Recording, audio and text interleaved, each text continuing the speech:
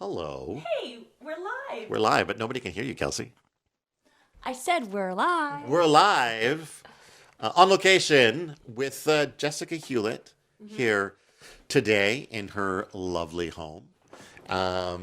She's an artist, which is what we're here to chat with her about. Yeah, I started my artwork, restarted it in January. Decided to get into just this nice, calm artwork, neurographic line art. Just making lines and connecting them and relaxing. And Neurographic line art. What is that? That is different. I've never heard of that. Yeah, I discovered it. It was on Facebook. Of course, everything's on Facebook.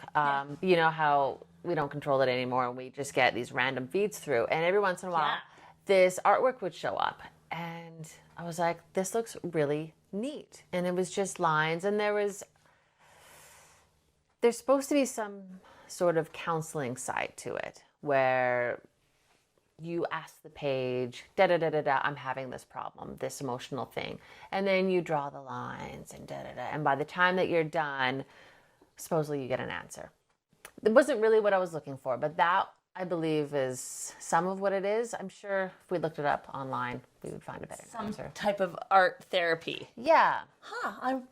Interesting. I know there's a lot of like therapy in art, colors. Yes. Yeah. Okay. So like shapes can maybe the same or. Yeah, I don't quite understand it. My idea was it looked great, gorgeous. I wanted to create something like it, and I was looking to relax in January. I like to keep my hands busy, but crocheting, cross stitch, reading, even gaming required a bit too much brain power. So just simply drawing lines and connecting it was even more relaxing. And then I added color, and I was blown away by how awesome it looked. And I just started making more and more and more. And it was so wonderful to reconnect with my artwork because it had been quite a while since I had played with it. Right. So you started in January. Was that like, you said January, right? Yeah, it was this January. Was it like a New Year's resolution that you came up with, or is there any significance to why you chose start that time? Well, I've had a lot of fatigue issues since my son was born. And then we discovered I was very low iron. So I got my iron transfusions after Christmas. Wow. And then I was like, oh, I feel like a human being. This is wonderful. And so my brain was working better. And then the artwork started, and it just finally felt good. So after so many years of just functioning and doing whatever needs to be done in the house or the household and not having much me time, here came the artwork. And I just fell into it. And having the energy to do it was amazing. Right. Wow. That's cool that you shared that. Yeah. And so you mentioned it was sort of like a return to art for you. Mm-hmm. You had sort of done much art in the past, or was it more of just sort of a dabbling, or? More of a dabbling. So I've been doing artwork for a very, very long time. As a kid, you always dabble. Sure, We all did. And then high school, taking the art classes, absolutely loving it. My big thing with art was the details. I always wanted everything to be perfect. So when you do someone's face, you want to get all those details so it looks perfect, right?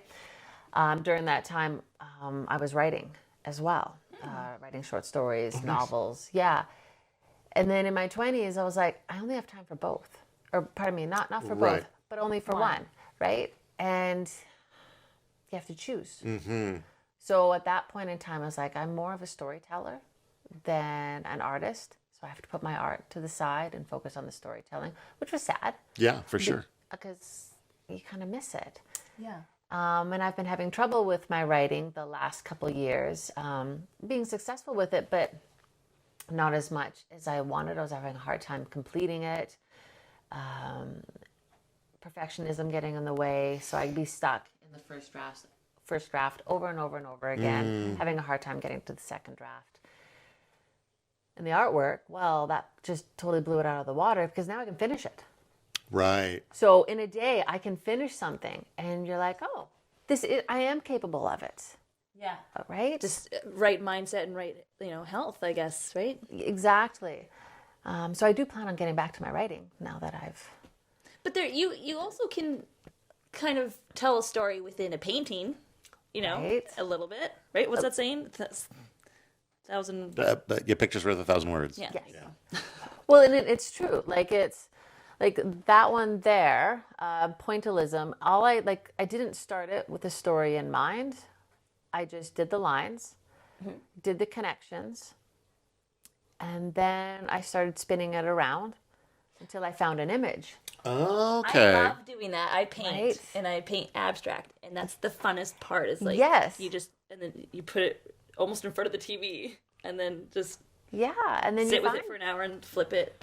right, and you find something. Yeah. And so, like in that sense, that's sort of where the stories come from. This one, I planned in the extent where I wanted to make something like an ocean with light rays going down. Oh wow! Right, so it's gonna be really neat when I color it, and the circles are just cuts.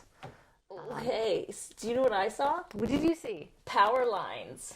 I saw Oh, I yeah, saw yeah. super Yes. industrial and barbed wire, Oh, wow. and yeah, the bubbles. That sounds very apocalyptic, Kelsey. Are you okay? Aren't we all dead? Yeah, a little bit inside, yeah. So what do you think it is about sort of the visual art that you're doing that makes it easier for you to find a completion point of compared to your writing? Perfectionism, 100%. So with this, I am free to just not overthink it. I am an overthinker. Oh my gosh. It does, right? Because it holds you back, Yeah. whether it be with writing, relationships. I do martial arts and I'll overthink how to do something like you wouldn't believe. This, you just go with the flow, right? So you do your lines, and then when you're doing the coloring, I go by intuition. So the one here, I love that one. Can we show it closer to the camera? Just to see it closer. is that about right? So good at it. Well said. Thank you. Right? I'll try it on a different angle, right? Because it changes. It does, yeah. Yeah. Have you ever made like an art mistake and then like ended up loving it? Like a happy accident. Happy accidents, probably, but I try not to dwell on it too much. So if it's happened, I've just Yeah. moved it right on Yeah. out, right? Yeah, you just accept it and work it into the... Yeah, 100%. What do you see? I'll say what I see after. I actually see like the lower half of a woman in like a tight blue dress. The blue line coming through there. I feel like we got hips at the Yeah. top. There's a knee. And then the circles to me feel like they're sort of representative maybe of champagne. So like champagne bubbles, I'm feeling like this is at a party. Cute. That's what I'm seeing. That's love that. amazing. Because I think when I worked on it, Oh yeah, there you go. See, yeah, very different. Now. this is how I worked on it. Yeah. Oh. I love that. I mean, I loved it before. Well, because that was amazing. As soon as when you mentioned the Yeah. legs, Yeah. that's gorgeous. Absolutely, like how did I miss that? And it's one of these pieces that when you put it up on the wall, you have to be able to move it, right? It does remind me of those stories you hear about where like someone buys an abstract painting and they've been hanging it on their wall for like 10 years. And then they find out 10 years later that it's been upside down this whole time. And it does make you like, you know, you do wonder about like even just what you were talking about with your own work, like being done and trying it in different perspectives Yeah. and seeing. Quite often, I don't know that when it comes to work like that, there is a right or wrong way. I mean, obviously, I guess if the artist intended a specific thing, then that would be the preferred according to him.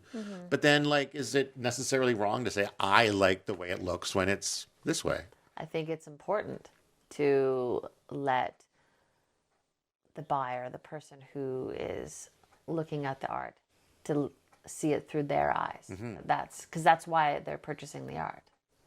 Because it said something to them. Yeah, right? So if they're hanging it upside down and they like it like that, fly at it. Yeah. Yeah. 100%. And what do you see? I see a river with various planets and suns. Whoa. Oh, yeah, okay. Yeah. Cool. I see more like it reminds me of like the Big Bang Theory with all the like I don't know the atoms and Yeah. Oh, wow. yeah Beginning of space-time right there. sciencey stuff. Yeah. You can see that's an oxygen molecule. Or like dish soap, It bubbles. like yeah, it gets kind of rainbowy. Yeah, yeah. And like there's a the water there from it's a river. They're cleaning ducks that had an oil spill on them. Right? Yeah. You get the shimmer. Yeah. The shimmer on the bubbles from the oil. And this was with pencil crayon. Yes. Wow.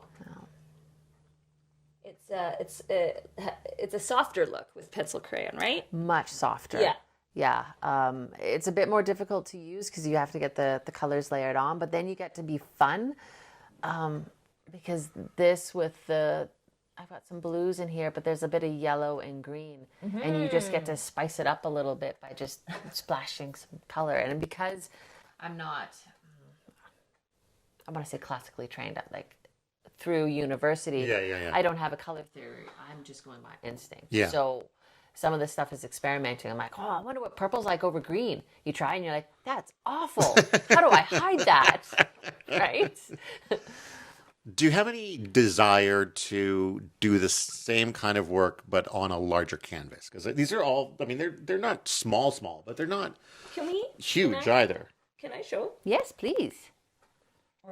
Yeah. Yeah, that's my pencil crayon one. Yeah. And how long ago did you do that one? That was about a month ago. Oh. Yeah, I was waiting somewhere having coffee, and I started it while I was drinking my coffee. And Yeah, I that did, looks like I'm getting two streams of space gas intertwining. Whoa, I see snakes. Oh, cool. Nice. Yeah, I can see that now. Yeah. Well, you keep your answer and I'll keep my answer. Okay, I guess. Whatever we want to. You keep your space gas to yourself. Silly. But larger canvas, is that ever yeah, is that a draw for you at all, or? eventually. Because I like paper, so I need to find a nice piece of paper. Okay, so you wouldn't want to work on canvas then. Oh, eventually. I have a huge canvas downstairs that my friend gave me that she just didn't want anymore. And I just need to cover. I've had it for 20 years. You just need to prime it to make it smooth, right? Because It's sort of primed. It's sort of, but I have to come up with a design. And so wouldn't that be fun to get just black paint and just do all Yes. my lines and then bubbles and don't Yeah. give me ideas. wow. Wow. All right. What does music inspire? Like, same with mood. Does music do the same for you? Like heavy metal or whatever you listen to? I haven't played with it too much because I try to relax, so I just keep it empty. But there are times I will pop in some tunes if I feel like I need a little bit more to relax me. And the only reason I don't use the music is, what if it does influence what I'm working on? I haven't, because it's only been a couple months. It's all of this huge experiment. Right. Right. You don't want to go off the deep end and like, I know, yeah, right? go It's like crazy. 9 Inch Nails, and it's like, wow, I came up with this. That's quite out there. But again, why not give it a spin too, Yeah. right? 100%. But yeah, that makes sense if you do art to relax, like putting on heavy metal or whatever. I mean, Some people relax in different ways. That's true. 100%. Yeah, I notice a difference when I change like the genre of music when I paint. Yeah, you just go by mood. Like, I like my singer-songwriters, but sometimes it's throwing some classical. Oh, So, nice. yeah. Yeah. Because there's no words, right? Right. To distract. Yeah. Yeah, I find like for me, I don't know if I think words wouldn't have as big an impact if I was like painting, but definitely with writing, I cannot have like music with lyrics because I just those words end up just getting too stuck in my head. Yeah. See, I have a playlist for when I'm writing. If I have a certain list of singer-songwriters I can listen to, Okay. and they provide fuel. It's They just make me feel good while I'm writing. But sometimes I'll just lean back and start singing along. So I have to switch it to classical at that point because I'm not getting any work done. Right. Yeah. Yeah, I tend to use a lot of like either movie soundtracks or video game soundtracks that have no lyrics and then are also stylistically informative of whatever I'm working on. So if I'm trying to do something like maybe sci-fi, I might go with a more techno or futuristic sounding stuff and that sort of thing. Yeah. I've used that for my writing. Yeah. Listen to Barbie Girl, don't you? All the time. All the time. But only when I'm writing something that's pink. So your work right now is being showcased at the Cutting Board here in Kamloops. How did that come to be? It was not planned, 100%. When I first discovered my passion for the artwork in January, I loved doing it everywhere. So I would go to the coffee shop to relax, do my lines and all that. And I go to Cutting Board all the time, gluten-free, because I can finally eat something with my coffee, right? And one day, Marcus came by. He's like, do you mind if I come sit down? He's the chef and one of the owners, him and Ashley. And he's like, I'd like to see what you're working on. He's like, oh, these are absolutely gorgeous. Wow. And I was like, well, thanks, right? And then as the weeks went by, I kept going and kept doing more. And he's like, I would really like to see more of your work. I would like to buy some. So I was like, wow, someone likes my stuff. It was really flattering. Yeah. Right? 'Cause I'm just doing this just for fun. Like I thought about putting it up on Etsy and maybe selling it, but the goal was to produce the artwork and everything else was a bonus. So I bring him the pieces and I have them all framed. And he's like, these are really amazing. We'd like to put them up on our walls. Wow. And I'm like, how flattering. right? I was like, no way. And he's like, well, before we do that, why don't we do an art show? I'm like, what? Okay. Wow. How could I say no? So It was, good for you. yeah, it was really amazing. So flattered that they loved my work and that they were willing to let their place be part of it. Yeah. And not ask for free art. They were wanting to pay you. Yeah, right? great. And it was just so amazing. And it's been a learning curve through just trying to find frames. Do you realize how expensive a frame is? Oh, yeah. Stores? Yes. Oh, is it a little hard to find good ones? Yeah, because you have to find, because again, I just started in January. I didn't realize that the paper that I work on. Oh, is it a bit of an awkward size? Yes. Oh, My word. Okay, we got 9 by 12, but the Oh. frames are like 8 by 10. Right. So I've got this wonderful piece. No, not this one. Not the safe for work one. So this, Oh, very nice. right? It's crayons. I like it. But how do you frame it when it's an 8 by 10? Yeah. You can't cut out the circles. Maybe you have to schmooze with the people at Makerspace and they can make you custom frames. Oh, right. Or custom mats, and I just buy Yep. a bigger. Bigger frame. Yeah. I like this. It looks like carpet. Like it looks like you know, short, stubby, Oh, yeah. Yeah. like office carpet. I was seeing more stained glass myself, but I mean, it's just the fuzziness of it. Looks fuzzy to me. yeah, the gray definitely looks fuzzy. So this, like, I absolutely love the colors and doing the black lines and the They're gray. very vibrant, yeah. Very. So this was crayon with a hairdryer. So I would do the colors. Wait, what? Oh, you Right? melted it. I melted it. So like I would do like the base color, and then when I would add a lighter color blue, I would start blending it, and then I would get the hairdryer in there to heat it up, and then I blend it some more, and just it was a messy well, mess. I bet, but it's turned out amazing. And it smelled like candles, probably. Yeah. Yeah. So I don't. Some people say it's a happy mistake. I don't like the gray. Okay. I think it would have popped more with the white, but that's part of the process. Of Yeah. learning, Yeah. right? But maybe some people prefer the gray. You know. People still like it. Yeah. I mean, it's finding art in everything. You know, whether it's a canvas or a piece of paper or, you know, broken glass. I mean, it can all be part of bringing a creation to life. Yeah. Yeah. Do you want to maybe give us an example of how you work? Maybe Oh, right. let us see a little bit of like maybe how you would just start doing some lines or I'd love to show that. yeah. Yeah. Okay. Cool. Wait, how much time do we have left? Like 25 minutes. Oh, good. Lots of time. All right. I number my pieces just because why not? Like dating them. Okay, so you just simple. Swiggles. You're not even thinking. You're just going. You just go. I love that. Oops, there's a mistake. Oh, no biggie. And then add some lazy circles. Where is it?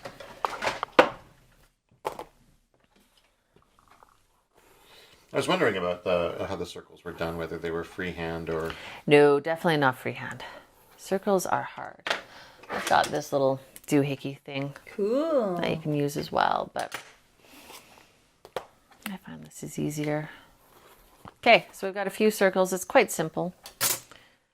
And then I really like these Pigma Sakura FB pens. You have so many different blacks and grays. Right. And it's surprising because they have different tones. That's true. Yeah. I have a pen here. I don't know what all the meanings are. Like we got 1.5 and 0.3, but I have one that says F and it's got a gray tone to it. I would assume that's the size of the tip. No. I think F is like fine. Yeah, it could be really fine. I have a 1.5. Where was it? This one is a thicker 1.5 knob. millimeters maybe, or... Yeah. So I find this one is really good if I'm going to be using Sharpies.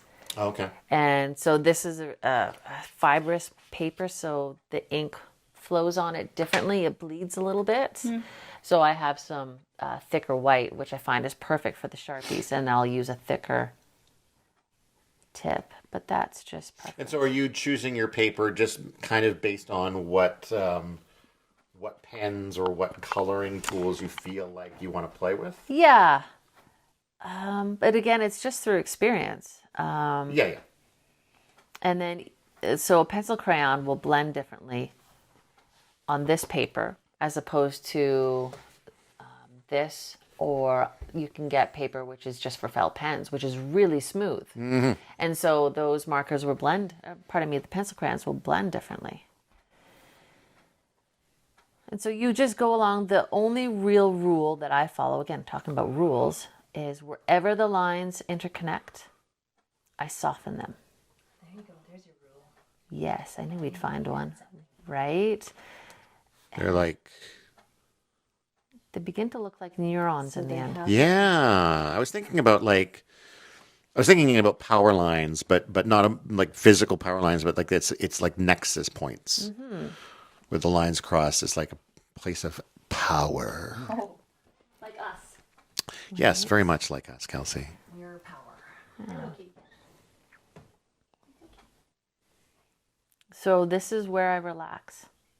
I would spend an hour, and sometimes I'll have music along, something nice and mellow. Do. So I've got a few pieces. Yeah, I can see that being a relaxing process. Right? And then you thicken the lines just to give it that flow. Because otherwise, when you're looking at this, you can see there's a difference. It was super dark, super light. Maybe that's a style you want to go with. But I like it to be really dark. It's interesting too that even just in like the thickening of the lines and in the thickening of the cross points, it just starts to look more complex. It does, and it gives it that richness to it. Yeah. And then this is where some people may freeze up by worrying about mistakes because, oh no, the line is too thick or the intersection is too thick. Nah, there's nothing wrong with that. Make it however you want. Because there'll be times when you're trying to darken this line, your pen's not going to survive. Right. So you have to do it again, and oh no, I screwed up. Okay, well, now you have a thick line. No big deal. No big deal. Right? You got a problem with it, you still don't like it, put a circle there. Exactly. Right? Problem solved. Sometimes lines are just thicker than other lines. It's just life, man. Yeah. So this is where it changes how the image is going to come out. And that's why I don't like planning too much. That being said, I do have some pieces where I've planned. Like here, I wanted water refracting. Right. Yeah. So if someone wanted to start playing around with doing their own sort of work like this, what would you say are sort of the bare bones materials that they would want to be working with? You can actually go to the dollar store. You can buy sketchbook. Whereas I got this from the dollar store. I would travel everywhere. It would come with me. You can get felt pens there, or pencil crayons, all for super cheap. They also have pens. They'll have these type with the nubs. And then I don't have it with me. It's in my purse, but I have a thicker version, my 1.5 that I got at the dollar store. So for $20, you can get everything that you need. You can get your paper, you can get the pen to make the lines, to blend it in, or just use a felt marker. You don't even need a soft tip like this. Right. Right? One of my felt pens, I'm sure.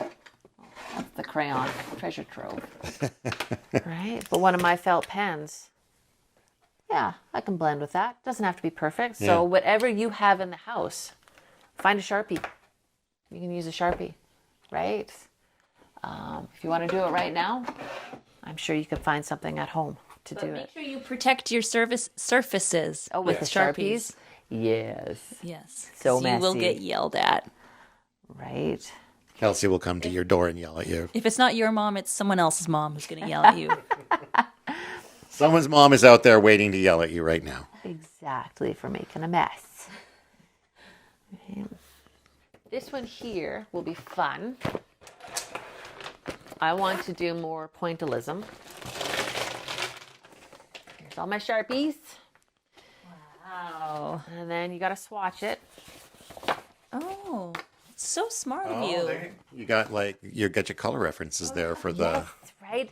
That was, I'm an organizer, so I had a wonderful hour or so where I just played with colors. That's really smart. All right, let's do some wispy greens. All right, let's play with some green. All right, so there's my greens. I'm going to use these 4.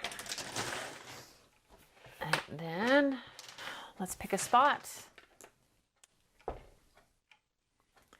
going to go here. This is when you're supposed to put something underneath your artwork. I'm not, because this is my art desk and it's black. So if something bleeds through, that's no biggie. No one's going to yell at me. Right. But if you're watching at home and you're doing it on somebody else's desk, maybe consider putting something under your paper. Right. I like going dark in the corners, fading to light. And you just add layers. So when I do coloring like this, I'll lose myself, which is fun. We'll find you, don't worry. Thank you. Right. Sometimes you got to set an alarm. Right, yeah. Oh, you guys wanted to eat dinner? It's 5 o'clock. Oh, okay. Right? Yeah, I'll think about it. So you've forgotten to eat doing art before? No, my body will remind me. Oh, good. Oh, yes. That's good. But the family, no, they'll be like, hey, Mommy. right? The family will remind you sometimes too, I'm sure. They'll be like, hey, have you fed us yet? No. No, I haven't. 14. Let's look for... Where should we put a pink? Yeah, green and pink are complementary colors. Right. Or is it green and red? Well, There's a I mean, whole... pink is reddish. yes. Yeah. It's all a scale, so... There's a wheel thing, Yeah, right? yeah. Where the colors all go, and then there's supposed to be the complementary colors somewhere on the outside. But yeah, too. you seem to have a grasp on it naturally. Yeah, which is good. I mean, I don't like that color. Well, I think, when it comes to complementary colors, especially, like you can You can see when they compliment each other. You don't always need to have. Nice to meet you. Exactly. The green comes up and it's like, hello, Mr. Red. You look good today. You look very nice today. You look good next to me.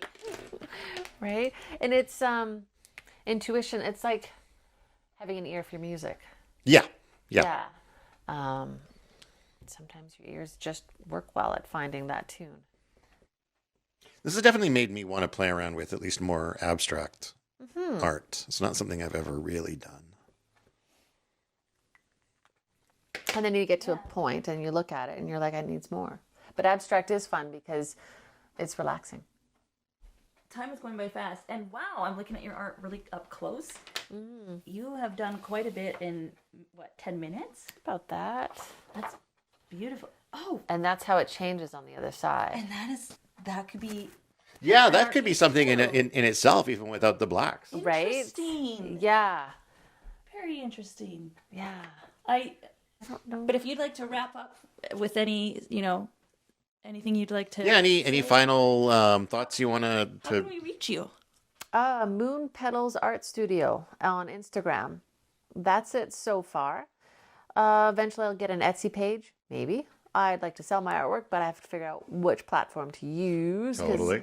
oh, that's a challenge and a half, right? Yeah, Moon Petals Art Studio. I think you got the right attitude. Just do it because you love it, and 100%. and then the intuitive part is obviously working. Right? And if I make a little bit of coin on the side, that's fantastic. Yeah. Same with us. That's exactly our We're approach. this. Well, congratulations on the work and getting it showcased and just continuing to have fun. Best of luck and I hope you. Looking forward to seeing some bigger canvases. Yes. Oh, would you like to say hi to anybody? Hi to everyone. I don't know. that's- Hi, works. Mom. Hi, Dad. Yeah.